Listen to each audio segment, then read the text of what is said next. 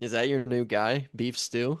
No, I hate beef stew, but like it's just gonna be fun because last time the Pistons were in Indy, beef stew got ejected and was doing this was the Pacers bench. And he What didn't are you get sued. doing?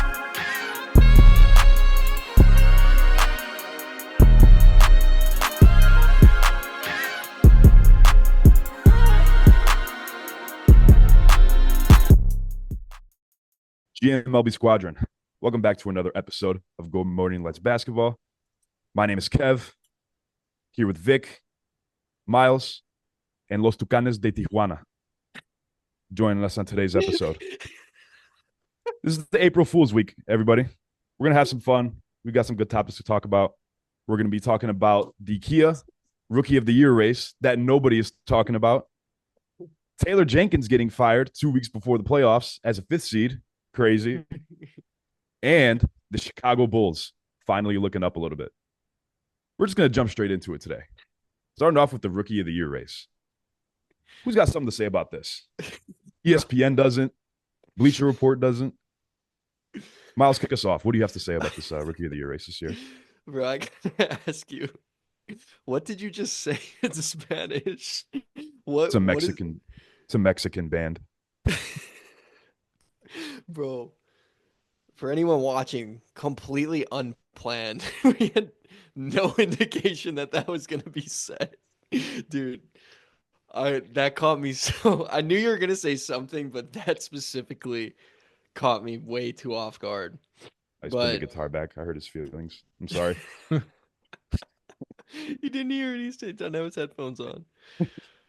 Oh, all right. Let's get back on the rails here. What do I have to say? Well, first thing I got to say is I'm really sad that Jalen Wells dropped so much because I'm a really big fan of Jalen Wells' game and what he contributes to the Grizzlies, and we'll talk about the Grizzlies in a little bit. But for a guy who pretty much had it locked for a little bit, at least for a month earlier in the year. Um, I'm kind of sad to see that he dropped all the way to the fifth spot. So I'll just quickly recap what we're looking at as of April 1st, the most recent Rookie of the Year update. Number one is Stephon Castle. Number two is Zachary Reese-Shea.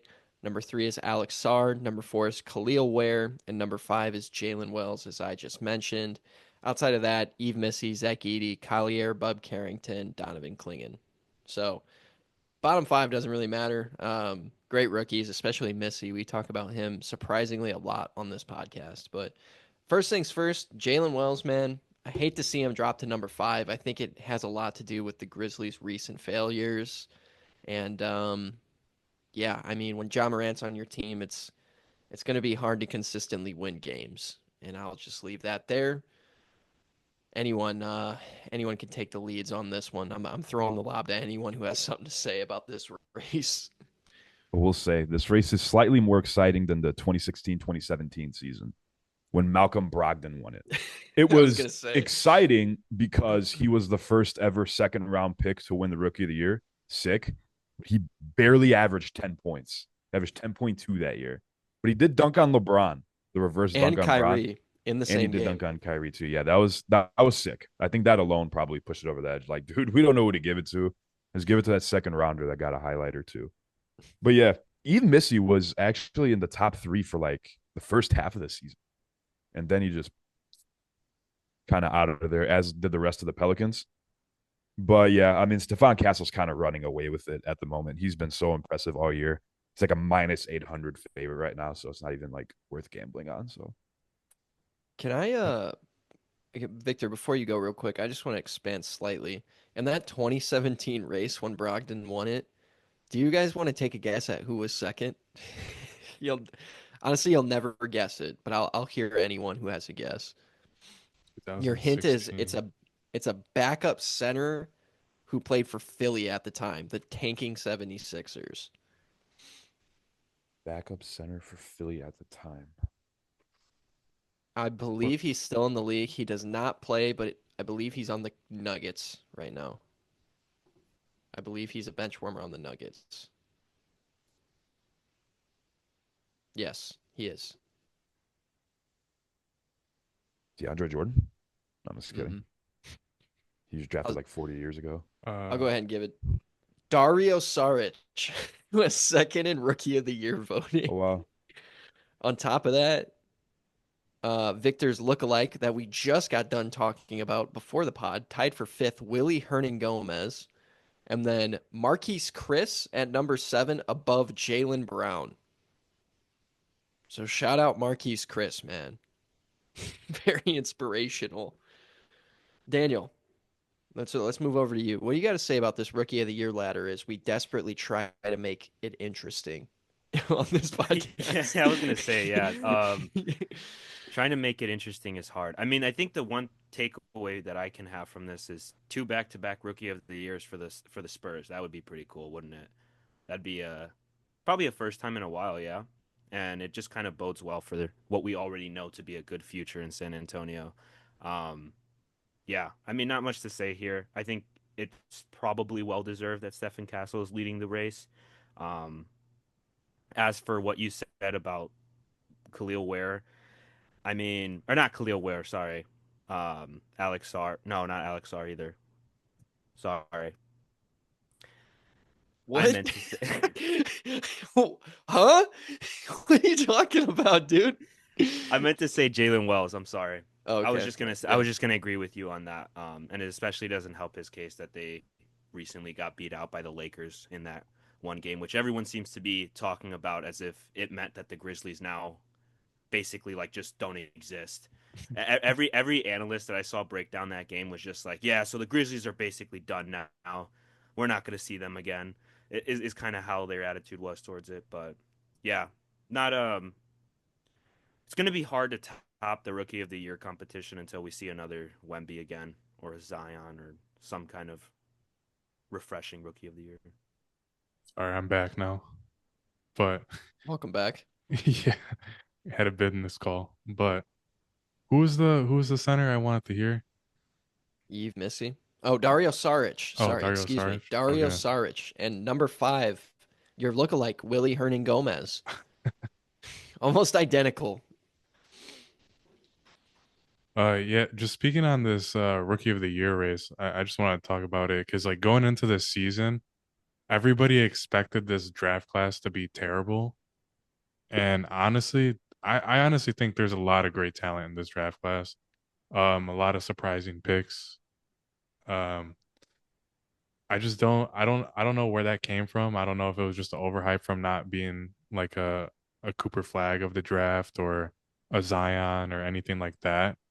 But as far as some of the talent, man, I think Risa Shea has been playing really good. You know, a lot of people didn't think that he would go number 1. They were saying Alex Sarr, but then Sarr said he didn't want to play for Atlanta. But Risa Shea has been But he'll playing go good play as a for receiver. Washington. That's crazy. Yeah. But go ahead. Sorry, I didn't mean to cut you off. No, you're good. Yeah, I mean, I think Risa Shea could be pretty good in the future, man. He had 36 the other night. I don't know if you guys talked about that stat where he was the first overall pick or one of the first overall picks for 35 points, 5+3s in a game. He joined LeBron, Ant, and Iverson. And Ant. I love That's- that you left out Ant. I said Ant. Did you Yeah, guys he not said hear it. it? Yeah, no, I heard it. Oh, okay. I'm tripping. My fault. My fault. Oh man, killing the chemistry one pot at a time. All right. Anyway, Alex Sarr, fellas, what a turnaround his season has been. We remember seeing him in the preseason. What did he shoot? It was like 1 for 18 in 3 games, something along those lines. Not too important to get the exact stat, but I mean, what a turnaround. Number 2 draft pick. Still in the number 3 spot on the board, 13 points, 7 rebounds, 2 blocks. Definitely a difference maker, however it is for Washington. So how much Sarr's an interesting case because how much of Sarr being in this Rookie of the Year race, like how much do you guys emphasize your team success in terms of rating your Rookie of the Year? Because most rookies are going to be on bad teams, right? Because Yeah. the best rookies go to the worst teams. So, I mean, we're not seeing a generational turnaround like we were with Wemby before he got hurt, obviously. But what how much do you guys put into that? Just the team success when assessing rookies? I think it's really I don't really. unfair to like judge the team success because like you said, they're going to a team that probably doesn't have a great record from the previous season and they're going into like a rebuilding franchise. So I think judging them based off team success is really unfair. I mean a lot of the times too, it's all about like opportunity. So maybe someone who is drafted in a later round on a better team, someone gets hurt and they start playing better minutes, that opportunity could present itself, and then they start having a killer season to where they could get rookie of the year too. So I mean, there's multiple ways that could happen, but I wouldn't judge the team success too much. Yeah, I mean, definitely different from the MVP award.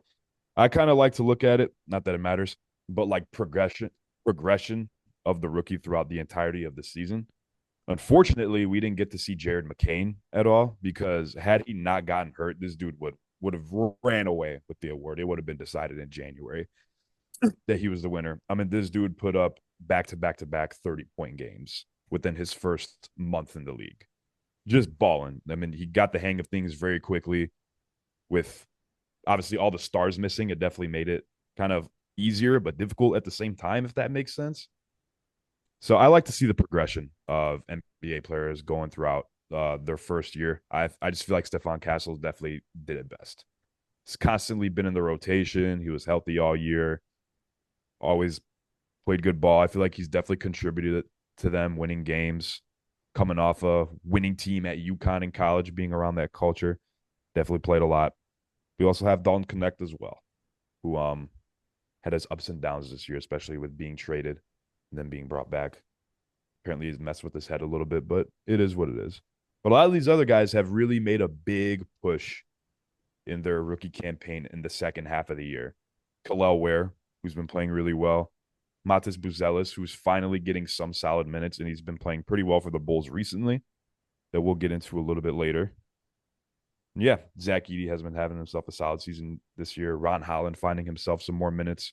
Risa Shea, like we mentioned. So feel like this rookie year, the rookies in this class were kind of like late bloomers in their first year. And the second half of the season was definitely more impressive than the first for a lot of these guys. Yeah. I I'm gonna say that obviously for rookie of the year, I think it goes without saying it is about the content or the level of ball that they're playing, obviously to determine who's the best. But I do think that there's a little bit of what team you're playing on that goes into it. Um, when I think it's easier to shine on a team that's worse off than like a contender.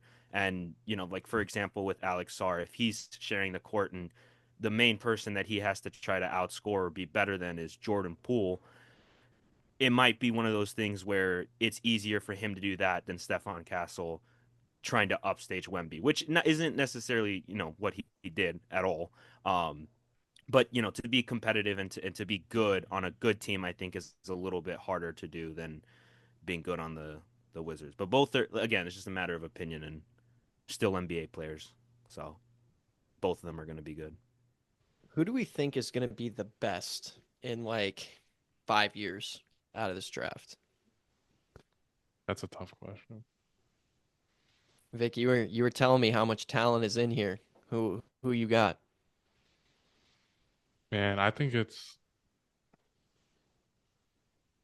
a three-way tie. Interesting. I would say Who? it's I would say it's between Castle, Risa Shea, and Kel'el Ware. Really? Khalil Ware. Interesting. How come? I I would think not. I probably wouldn't pick Khalil Ware in mine. I think he's been proving to be a good draft pick for the Heat, and him being in that Heat culture and everything. and just seeing how Dave can develop players. I think he's in a good environment for that. And just with his length and athleticism and the defense he brings, I think he can be a really good piece for them in the future. Yeah. Names we Go ahead. forgot to mention. Quinton Post. Bronny James. Yo, you gotta chill. Quentin Post. I'm gonna be so honest. This is gonna sound really, really stupid. I forgot Bronny was in this draft class. I was scrolling through the list. And I was like, oh yeah, that idiot did get drafted. Forgot. Yeah, as Careful far as now. top 3 players in 5 years, that's tough. Not I'm top gonna three, throw my. top one. Oh Victor yeah, just gave facts. 3. Victor just gave 3. Man, I mean, my heart wants to say Matis. Obviously, I hope he is. Yeah. Obviously, being on the Chicago Bulls, it would obviously be phenomenal for us and everybody if he became the best. But man, all around player, I could very much see it being Alex Sarr. Best like offensive guy, I'll probably say Jared McCain, just because of like how he came in and he was already killing it. But if I had to give you one straight answer right now, I'd probably go with McCain. Really forgot about him. Because you said freaking Kaloware. Yeah, I don't know. I He's tend been playing to good. lean towards like what team would give them the best chance at growth. But I like Shea, man. I don't know why. I think just good situation, good future lined up. I don't think he's dependent on the Atlanta Hawks to be good in the future, honestly. I think he could go somewhere else and be good too. But Yeah. I I'm- I don't know if this is technically low-hanging fruit because I don't know how many people would actually take Shea despite him being the number 1 pick. But I'm also going to go Shea. I think he will be an all-star in probably 5 seasons. Dude has signs of being so good. There, but right now it's just signs. Once he implements these things into like his full game, like dude, it's wraps for the league. Dude's so lanky. He's showing great signs of being able to like shoot threes. He's only shooting 35% this season, league average, which honestly like isn't that bad for a rookie. You're shooting league average. I don't really expect a rookie to come in here and shoot 40% in their first season. But 12 points, obviously it's I mean, it's 12 points. Like you're contributing, you're starting on the Hawks. Of course, it is the Hawks. That's the problem is we don't really know how that franchise's future is looking right now, especially with Trae Young potentially on the chopping block. So we'll see what's up with him. But the Capella's situation right leaving now too. in Atlanta. What? Go ahead. Capella's gonna leave too. There's talks about him leaving in free agency. I mean, they don't need Capella though. Capella doesn't No, I even know. start anymore. It was just on the top of my mind. I just wanted to That's say fair. it. Also, like with all their wings right now, and Terrence Mann, Karis LeVert, George Niang isn't a wing, but he's a new piece for them. Like I don't really know how this roster is going to shake out, and if they do choose for Shea to be the guy of the franchise, I think him and Trae Young is a great pairing, though. I genuinely think that that could be with like a couple more solid role players. Like you could really make a deep playoff push in the future. So you heard it here first. Shea All Star in 5 years. I will pat my own back and said I called Mobley this year. No one else called it. Hindsight's 2020, but my hindsight is foresight. Foresight's 2020 over here. So we'll see if I can go 2 for 2 on that take. Bite your tongue. You know who shot nearly 40%? The dude Who? who paints his nails from Duke. yeah, Who would have thunk it? Okay. he would have been pretty high up there too. How Forgot much are we factoring in situation though? How What do you much are mean? we factoring in situation? Yeah, Okay, what do you because mean? the entire team was hurt when he was doing this. So like Yes. I'm not saying Risa Shea could go out and average. Well, he didn't average 30, but and scored. Actually, you know what? I'm pretty sure Risa Shea could score a few 30-point games if you put him out there with no Embiid, no Paul George, and no Maxi. right? But it's also still a 20-year-old kid that just got drafted in his first month in the league. That holds some weight there. Like he came in and he got a feel for the game pretty fast. He was playmaking very well too. His defense isn't horrible. He's able to stay in front of people. I think that's going to get better with time. But he made a pretty big splash right away, dude. Like, felt like people might have forgotten about it with just him getting injured and just being out the rest of the year. Sucks, part of the game. But yeah, I just really like what I saw early on, and I really like where it's going to go. I mean, God knows the future of the 76ers, but one thing they do have is guards. Maxey and McCain, like they're in pretty solid hands there. They just need a forward and a center that play basketball. That's it. That play basketball. That play basketball. I will say I do agree. Not to take away from Jared McCain, he definitely did come out and make a splash. But Exhibit A, the silver bullet, Michael Carter Williams. That's the case that makes me skeptical on Jared McCain so far. I mean, him being in Philly is what makes me skeptical. Like to me, he's good, and I feel like I know that he's going to be good in the future. He I will just be hope good. It's not in Philly. Gonna be in Philly, man. No. He's gonna have the whole city painting their nails. It's so funny that like Jared McCain, like gratitude, love, like the guy who just reflects like the positivity and everything, plays for like the Philadelphia 76ers. Yeah, the worst Like, the worst sports like city, right? They say in the States. easily. Like I the mean, fan just base is like disrespectful. Philadelphia. Yeah. Disrespectful fans. Very toxic fan base. Like the example I always point to is when the Eagles, I think it was Nick Foles, Philadelphia Eagles. Nick Foles threw a pick during COVID. No one's in the stands, completely empty stadium. And the PA guy played a booing chant at their home field with no fans in the stadium. He played a booing chant for his own quarterback. That's the type of timing they're on in Philly, bro. That's the type of timing. That is I a mean, good point. I didn't even think Embiid, about that. Embiid's been booed countless times, but he like embraces it and says he likes it. But like, they get It's booed well all the time. deserved, too. There's a very high chance if you throw on a Philly game this season, especially, like they're getting booed in the third quarter at some point. Like, Dude, I think tickets were like I saw them for going for $2 for some games. Cheaper I mean, than who a do you high go to school see? basketball game. They got the Pacers prices, man. I went back and watched our preseason predictions. Anybody remember where we had Philly? I probably had them third or fourth. Yeah, dude. Victor had them winning the finals, 82-0, 16-0 in the playoffs. I don't remember where I put them. I We probably all put put them him. at 5. We all put them top 5, Yeah. and When- it's just crazy that now they're not even in the playoffs. Not even in the play. I mean, we also had Luka for MVP, a consensus Luka Doncic MVP, and we saw how that worked out.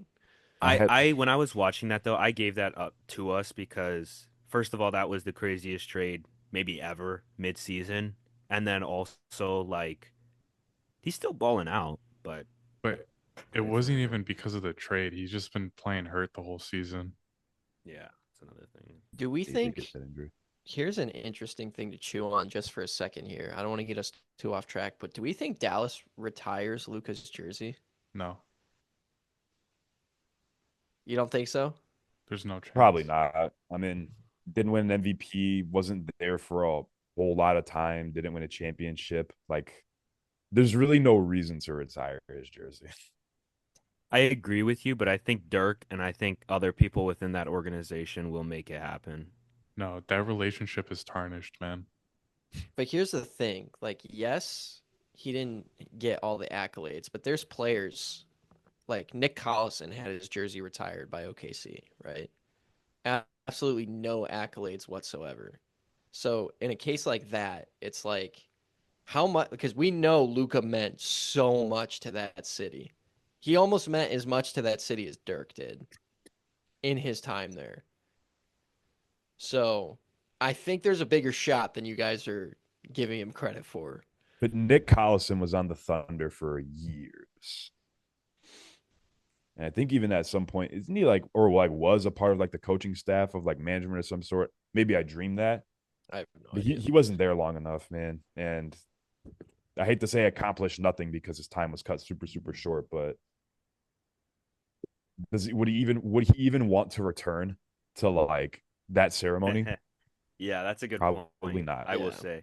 But I feel like even now the organization can really look at just one person or a couple of people and say, we didn't screw up the relationship. It was this person.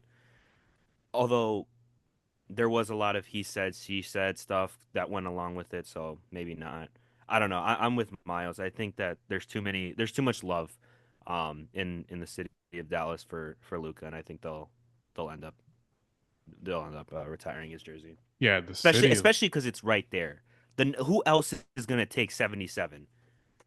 Also, he can return at some point in his career He's not and returning. pull a Steve Nash.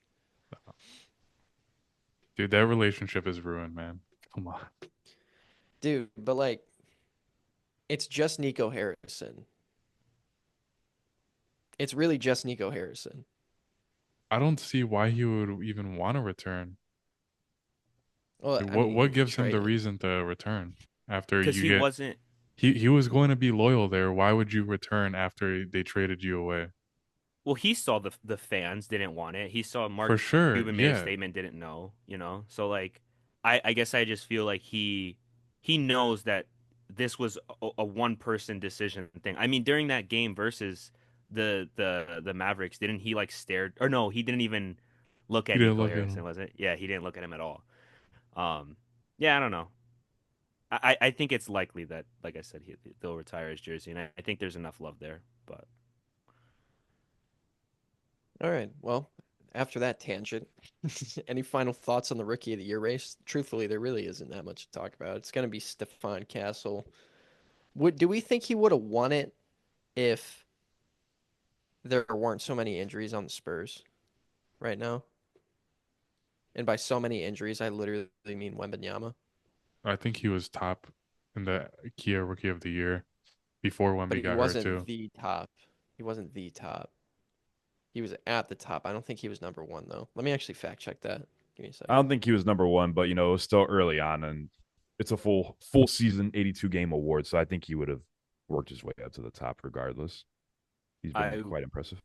I would disagree. I would have said Wemby probably would have taken up a lot of that, like just everything in general. I mean, we know that Wemby would have won probably Defensive Player of the Year and also just taken up so much room on that court in terms of points. So He would have I, won I a second Rookie of the Year. yeah, two P sophomore. They would have made Adam Silver just created a new rule. If a rookie was hurt, they have a sophomore year of the year. No, I mean, yeah. If Wemby was in, I like to assume that they would give it to someone else. You were right. He has been leading for a while. Yeah, he probably would have won it either way. But no, dude, Wemby takes up space on the court. What? Idiot. You He's saying didn't hear me. this He's saying dude. You didn't hear this dude the last 3 minutes No, I talking about was. how Wemby takes up space on the court, so Castle wouldn't have won. Oh, I was locked in doing my What was he talking research about? to see if he was leading at the time when Wemby went down. So I Wemby's was too. halfway locked on that. I wasn't really locked in listening because I thought you were talking to me. I was like, "Dang, bro, what did I say?" No, no, Wemby's too tall. Castle wouldn't have won if he played. That's not what I meant. No, no. Wemby would have won Defensive Player of the Year, so Castle wouldn't have won Rookie of the Year. My point That's was that basically what he said. yeah, it was. I mean, the point of what I was saying is that he would take away from the spotlight, and I would think that the committee or the voting would lean the way of someone else. Oh, I was gonna say, hey, can we please, for the love of, or actually for the sake of our channel, talk about the fight? Which What do you Yeah. mean, which one? Hold on, there's been hold so on. many. Let's build off this. Hold on. This is the intro. This is the spark we've been waiting for. I watched that Detroit Timberwolves game. Yeah, that's right. I was sitting there in my living room watching the Detroit Pistons play without Cade Cunningham. That was one of the best games I have ever seen. And I am not even kidding. That game was so entertaining. I mean, I was blowing up the chat about it. That game was awesome. Bro, there were like 3 fights in under a minute. It was sick. Did Yeah, I anyone mean, else watch it, first of all? I I planned did. to, but it completely slipped my mind. That sounds like a Lacat moment, but it really is because I saw it earlier in the day when we were recording our uh games, and I was like, oh, Pistons Timberwolves, that should be a solid game, similar record. Saw Cade wasn't playing, and I was like, nah, I don't really want to watch Asar Thompson run in circles. So I was like, I'm not gonna watch it. And then I saw that, and I was like, geez, of course, dude. Every game I don't watch, just like the Bulls and Lakers game, both of them, Dude, Malik like Beast. like like it was just a mess. But any game that has beef stew, it's something's gonna happen. That's why I'm praying the Pacers play Detroit, dude, in the playoffs. That'd be so sick. I will 100% go to a game. Is that your new guy, Beef Stew? No, I hate beef stew, but like it's just gonna be fun because Yep. last time the Pistons were in Indy, beef stew got ejected and was doing this towards the Pacers bench. And he What are didn't you get fined. doing? He didn't Beef get Stew fined went for that. to he went to La La Lamere. Lumiere. Yeah, He did, he's yeah. from here. He's a Lalamere guy. And it's Um, just, dude, like, it's just so entertaining. when I texted in the group chat that my least favorite player is not Ant anymore, it became Beef Stew. Why? Why do you guys I'm hate I'm him? not a fan of that guy. He's yeah, annoying to Because me. here's the thing, I love enforcers. I love those guys. Fun to watch. But when you're an enforcer and you suck, it's Okay. it's wait. Can we What t- can we enforcer is actually good?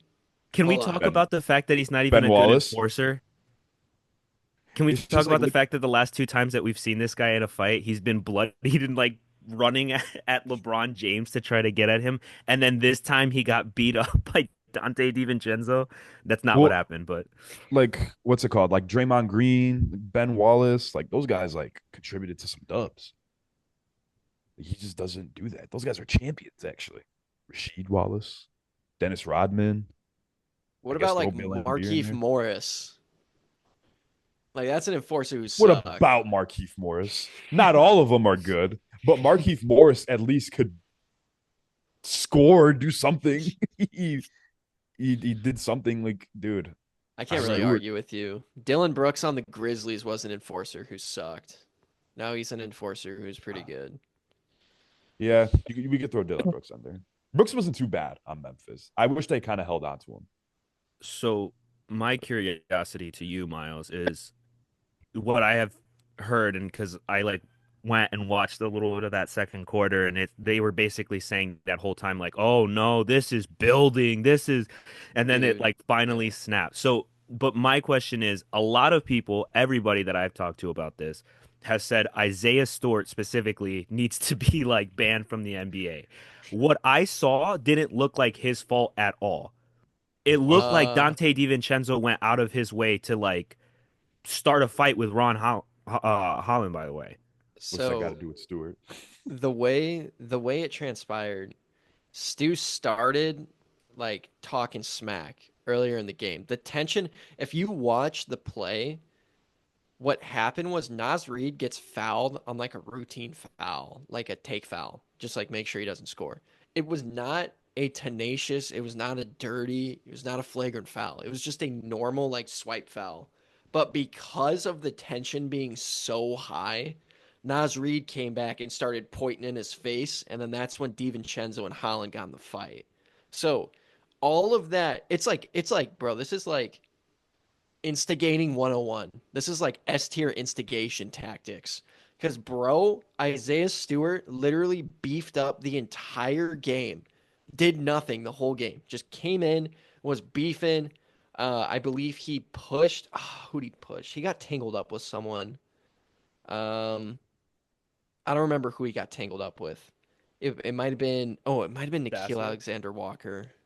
got tied up and tangled up with someone, and then like just was going at it, was jawing during free throws, got like 3 warnings. Malik Beasley was just going absolutely berserk. He had like 4 or 5 threes in the first quarter. He had like 7 in the first half.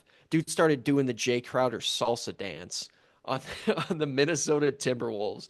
Like, dude, the entire game was just cinema. That first half lasted an hour and a half. And it's like because Beef Stew started so much drama that a routine take foul resulted in a fight that ended up in the stands and landed on a kid, by the way. Landed on a kid. I don't know if you saw that. Kid got a free jersey from Aaron Hernandez. Aaron Hernandez, baseball player? Or is that the football player that killed him? Yes. I don't know. I don't know. Aaron which one. Rodriguez. Aaron Rodriguez. That's who you're looking for. Aaron Is Hernandez jersey. Nice. Is Aaron Hernandez the one that was in jail? Is that the Yeah, bad one? that's Oh, okay. that's Aaron Well, Hernandez. Here you go, bud.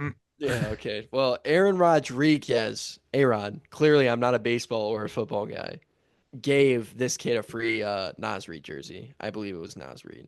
So, because the fight literally landed on a kid in the stands. So, Yeah. What's funny is that Stu got the biggest suspension out of everybody.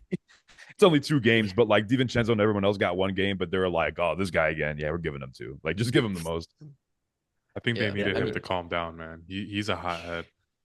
he Yeah, was doing, he does this thing, like you were talking about the gun. He does this thing where he points. He points like in your face at you.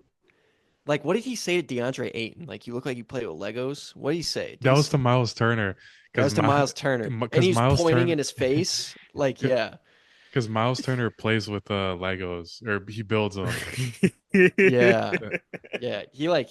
He does this thing where he points directly in your face, and it's just like, dude, it just gets people going. It's does. instigation 101, bro. I'm telling you. Yeah, dude. So, like I said, if Detroit matches up against Indianapolis, first off, I'm gonna right there. You just said like pointed in Miles Turner's face, like that's gonna be a series we're gonna have to see. Like, go and see. Like that will be so fun, That'd be a so good fun. series from a Oh basketball yeah. standpoint too. Exactly, and plus, like Pacers playoff games. Correct me if I'm wrong. Like they bring it, like the atmosphere. Like Yeah, I guess Indiana. I guess only Indiana residents calling Indiana the mecca of basketball. Like they bring it, the fans and stuff. So it'll be exciting. I'm hoping it happens. I know they're like 4-5 right now. They're like trading off within like a game or 2 of each other. So as long as one of the teams doesn't win or lose more than the other, it's gonna happen. And I'm hoping so much. I really want to see that. yeah. Beef I'd love, stew in the playoffs. We're gonna see a whole new menace. dude. And I say Jalen, let them. I'm gonna be honest, bro. Jalen Duren is like the scariest player in the NBA to me. That guy like kind of scares me. I feel Look like at him. if he just like snaps one game, like someone's gonna die. Someone will die. That It's like dude is not like that at massive. all, which is so funny. Like he's actually quite like level headed. Like he does not like get into any of that stuff. Dude, if they got him to be an enforcer, that'd be insane. Dude, Give like Beef Stew and Jalen Duren on the same team. Both of them are like under 24 years old. Ben Wallace, undersized center. Jalen Duren, undersized center. It's Come literally on. they're just rebuilding the Rasheed Wallace and Ben Wallace, but now with just Jalen Duren and Beef Stew. Parallels are there, man. The parallels are there. Oh yeah, I forgot. I even forgot to mention this. JB Bickerstaff and that's what happened. Isaiah Stewart was beefing with Pablo Prigioni during this entire fight. He was beefing with the coaching staff. Like that's why that's Prigioni got ejected. The only coach to get ejected besides Bickerstaff, who was like just yelling at refs because of the bad call and all that stuff. But like I remember they were holding him back from Pablo Prigioni. It's like, dude, he's like this That's crazy. smallest dude on the court, the coaching staff for Minnesota. It's just Very insane. disrespectful. It's very disrespectful. Bro does Okay. not care. I mess Yeah, with no. it though. Like, see, Draymond is like, I think it's different from Draymond because Isaiah Stewart knows he's not like an all-star level player. You know, Say like it. he's You were gonna say strictly good. Isaiah Stewart knows he's not. Because Draymond's like, Draymond can back it up, man. He's no, got the he can't. resume. He He's can't back it up though. yeah. He's Not as good a not enough. as a current player. Like defensively, yes, but like the dude has had no offensive capabilities besides overrated passing, in my opinion, for the last couple of years. Stu knows he's not a good like he's not a great NBA player comparatively to the league. He's just literally in there to crash out. That's what's sick. But he's not like Dylan Brooks, where you're crashing out and also like hurting your team and shooting them out of the game. Like bro's just a crash out. I mess with like am I making sense here? Like it's just different. There's a different level of him being a crash out. I mean, yeah, but even like so the reason why I brought this situation up is because like I understand that Stu instigated this fight, but that's like you said, Miles, like that's obviously like what you want. You want, guys to get into the head of the opponent and, get everyone tense kind of.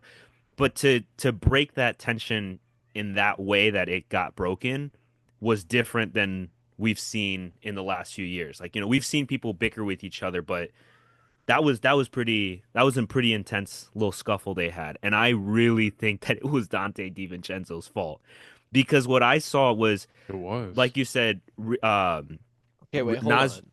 How was Okay. it DiVincenzo's fault? Nas Reed is the one who initiated the fight. But he then initiated DiVincenzo he got in. initiated the altercation or whatever you want to call confrontation is more likely what I would want to call it because he gets in Ron Holland's face and Nas Reed gets in Ron Holland's face and he's like and they're just talking like this happens right in basketball you start going back and forth. Donte DiVincenzo comes out of nowhere and is like for some reason acting like Ron Holland is going to swing on Nas Reed and then goes as far as to push him with his elbow into his neck and then Isaiah Stewart does what Mm. he's supposed to do and comes in and starts basically getting into a fight with everyone. It's because 2 plays before Stu and DiVincenzo got tangled up. That was the player I was trying to think of earlier. It was DiVincenzo and Stu that got tangled up. So then, but still, why is Donte DiVincenzo? Because he's heated. He's Well, heated. yeah, yeah. He's But already on edge. he to me he threw the first thing that was like, okay, we're fighting now. Up until that point, it was all And it's awesome. confrontational and like aggression and stuff. But then the It's big awesome. ragu decided to put his foot down, and yeah, I guess It's light the awesome. fuse. It is pretty cool. Everyone's like, dude, the league is so soft. And we get this big fight, and everyone's like, Yeah. oh, I hate Isaiah Stewart. Like, even if you hate him, it's awesome. Like, bro, this is what we need. That was the most entertaining game I've seen all season. Like, come on. When I saw that it was the big ragu that was involved in it, I thought, yeah, that makes sense. He's one of those players that I feel like looks like he has had a short fuse ever since he left the Knicks. Even when he was in New York, it just seemed like it's been building up for him. And yeah, I guess he's about it because you saw that little to the crowd after he sort of won the fight. I think the Did you see funniest the part of that. scratch on his neck? Dude, the No, I didn't see scratch it. on his neck Oh, I was guarantee that was insane. from Yeah. Isaiah Stewart. It was mean. Dude. Who does anyone know who the player was that got buried under everyone? Because the last clip that you see It of, was the of cameraman. no, there was another player down there too. It was Donte DiVincenzo like this with his back all up against the crowd, and then you see like Isaiah Stewart over someone trying to get at DiVincenzo, and then once they pull everyone away, you see. I don't even remember. Probably Holland. You see him like come out of the like buried amount of people, and like I didn't even know he was down there. But then I guess that's who got pushed by Isaiah Stewart too, which led to DiVincenzo pushing him and all that stuff. I'm gonna be Yeah. honest, bro. Initially, I thought the Ron Holland pick was like, why did you take Ron Holland? Bro, it was a culture move. Like, even before this game, I think it's very clear that Ron Holland is a crash out. Dude, that guy plays with so much passion and he does not take anything. Like, this is Detroit finally has a culture, and dude, it's just awesome. It's just so sick. Like, dude, the enforcer Detroit Pistons, the Bad Boy Pistons, are like, I'm not gonna say they're back, but they're pretty close. They're a modernized Bad Boy Pistons, and that's sick. They could be the bad boy, the modern bad boy Pistons, and that would be really cool. So who's gonna be our modern day Jordan? We already have one. Anthony Edwards. I mean, come on. It's already written. The script is already written for this stuff, bro. The script Yeah. is already written. Okay. That was a long tangent, but I'm glad we talked about it because we needed to talk about it. That was a good call. That was a good audible you called right there, Daniel. Let's talk Taylor Jenkins. And I got a poll for you guys first. What is the name of the current Memphis Grizzlies head coach? Couldn't tell you. Does I don't anybody know? Does anybody know what he looks like? I know what he looks like. Couldn't tell you his name. Does anybody know anything about him? I know he's a new head coach for the Memphis Grizzlies, for the interim head coach. I don't know his name, truthfully, but I know he's from overseas. Is it Croatia? I think he's from. Have you guys heard any of this? No. I told you I don't know. I don't know. I saw him on TV the other day. That's it. Wouldn't look that up. Oh, I can't even pronounce that I name. believe Tomas T- Lisalo? Tomas Lisalo. I think you did it perfectly, Victor. Did you guys know that Taylor Jenkins was the winningest coach in franchise history? Yeah. Yeah, I mean, he's like the only Grizzlies coach that has like taken them in the playoffs between the Mike Conley days. I saw Triple J in a post game interview the other day. A reporter asked him like, "How can you describe like how are you feeling about the ups and downs that you guys have had this year?" Triple J goes, "Could be worse. We could be homeless."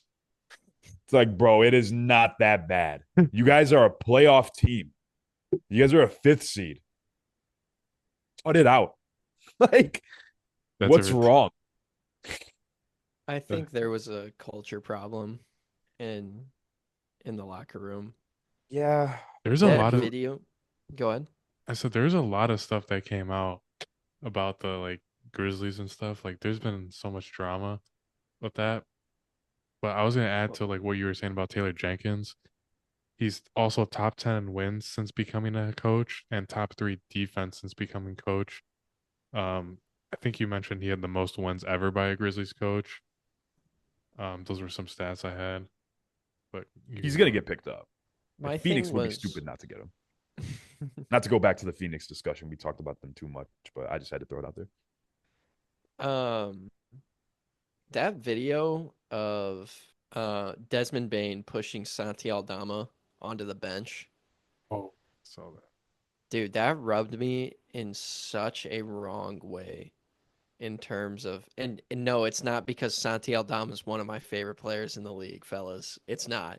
It truthfully is like that is a clear sign of a lack of coaching, a lack of control, a lack of culture on your team.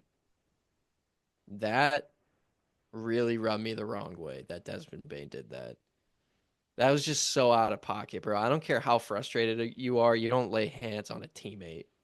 You know, like that guy's out there trying to win the game the same as you. And I don't know what the context of like why that happened was. Desmond Go ahead. Desmond Bain told him he was like, "Are you gonna play defense tonight or what?" And then there was some more that Santi Aldama said, and then the shoving started happening. Yeah, bro, that was bad. Yeah, I just watched the clip. Honestly, I wasn't familiar of this. But dude, honestly, like you say kind of like lack of coaching, kind of getting your guys together. Although I do believe that that is true in a lot of cases.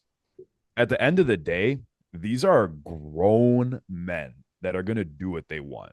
It's a lot easier to control guys and kind of enforce your voice when you're coaching like a high school team or a college team. But at the end of the day, these are grown men that make way too much money. At the end of the day, they're pretty much going to do what they want. Like, that's kind of hard to control. I always felt like Desmond Bain was also one of those guys that kind of had a short fuse as well.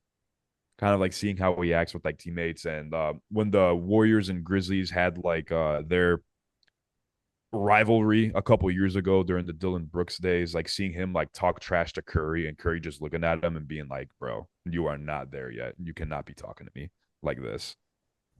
So I feel like morale is definitely low with the Grizzlies. I mean, they've been like right there, kind of sort of the past couple of years. It seems like they can't really get over that hump. So I can understand the frustration. Maybe if Triple J grab more rebounds, it could It be a always little comes better. back to Triple J's Yeah, it rebounds. does.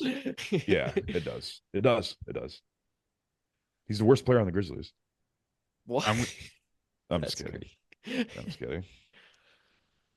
I want to read off a couple things that I found. One of them's from Legion Hoops, and it was saying John Morant complained about Taylor Jenkins' new offensive scheme. It said some days he looks like he's ready to play, and some days he looks like he doesn't want to be there because he hates the offense.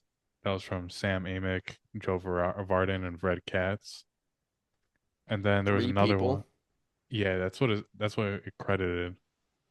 And then Bruce Gellin tweeted this, and then he said if you read the Amick article, it says that Jenkins was forced to fire his assistants last summer, and that the new offensive system was insisted upon by the front office. One of the new assistants hired by the front office was responsible for implementing the system that Ja hated, and there is no credible evidence that Ja had any issues with his former head coach. Well, Ja's not even the best player on the team. Who cares what Ja thinks? Triple J Nation, stand up. Come on. I'll say had Jad have a deeper bag, maybe we can get him involved a little bit more and actually like lead the offense. But you can't just sit there and spam your vertical and spin moves. It doesn't work like that. I've Yeah, I'm never gonna take the ball out your seen. hands too. How tall is Ja Morant? Like 6'1", 6'2"? I think he Like might be 6'2". 6'2", 6'3". Yeah, he's I've at never least. seen a 6'2" guard take so many restricted area fadeaway shots in my life. Like, bro, if you're gonna get in there, just go up for the layup. Like, why are you shooting turnaround fadeaways? You're He's not more athletic Jalen than Brunson. anybody. Like, He's dude, more athletic than anybody on the court. one of my favorite one of my favorite things I've ever said on this pod that I will stand by is being on Ja Island is a privilege. I don't think it's hard for your average NBA player to guard Ja Morant. He's not, what's he gonna do? He's not gonna step back. He's not an efficient 3-point shooter. He's you know what he's gonna do? He's gonna go to the rim. Give him a step, cut off his way to the rim. If he makes a tough shot, he makes a tough shot. But like the fact you can force Ja Morant into tough shots. Yeah. It's not a hard He's thing to do. he settles for them a lot too, especially with this form. Like he doesn't have the quickest release, and he also doesn't have a really high point on his release too. So you Yeah. can even get a decent contest if he wants to do a step back. First off, go ahead. If you want to do a spin jumper, literally go ahead. I don't have to do much to contest your shot here. I'm telling you, man. He Uh, ain't the same. One of the breakdowns that I was listening to this week was talking about that Memphis Lakers matchup and just how like basically efficient it was for them to just bring Jackson Hayes down low, and all that the Lakers had to give up apparently was those mid-range shots from Ja, and he just obviously if he's not 100% for that, then they're not going to beat out some of the better teams in the league. Um, I don't know. That was just interesting to me. John Morant seems to be something that's very easily fixed to go up against. I don't think I said that right, but I close it off with a burning question: are they cooked? Well, it looks like right now they're playing the Lakers. Yeah. At this No, I'm very moment? sorry. I'm sorry. The Nuggets is who they're playing currently.